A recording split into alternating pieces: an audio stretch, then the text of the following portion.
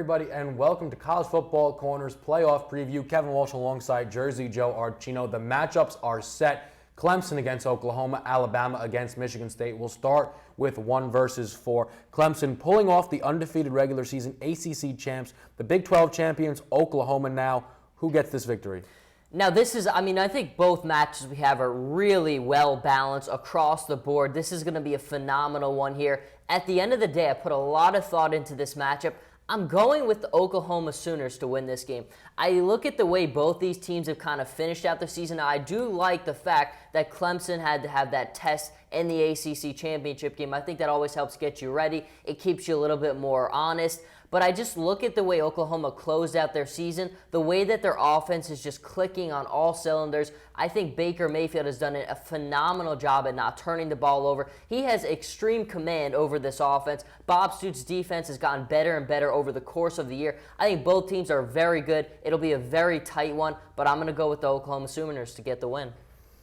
For me, I love Clemson in this one. Honestly, not to discredit Oklahoma, but all of their big victories coming against backup quarterbacks.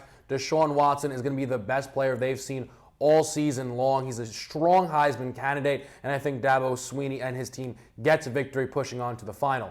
Now, the other game, Alabama, Michigan State, it's going to be huge. Obviously, Nick Saban looking to get another a spot in this final, and Michigan State, they really pulled their season together with that big win against Ohio State. Who gets this victory?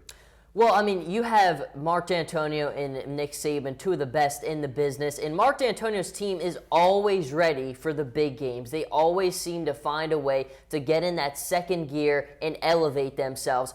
In Alabama, I've said it all year, if they're going to fall, it's going to come when they're forced into passing situations, when Jay Coker has to consistently throw the football and Derrick Henry is not the power workhorse back, they're going to get into trouble. Michigan State's defense is very big, very stout. They play the run very well. They might be the best rushing defense in college football. Even with all of that said, I think Alabama's defense is the best in the business. I think Nick Saban's team will find a way. They will work. They will rely on Derrick Henry. He will get his carries, and he will finally find a way to break through, and they'll win, and it's a close one.